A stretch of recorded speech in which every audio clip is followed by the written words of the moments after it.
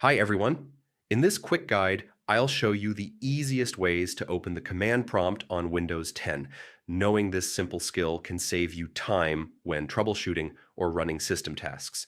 The first method is through the Start menu. Simply click the Start button at the bottom left or press the Windows key on your keyboard. Now type Command or Command Prompt into the search bar. You'll see it appear in the results. Just click on it to open.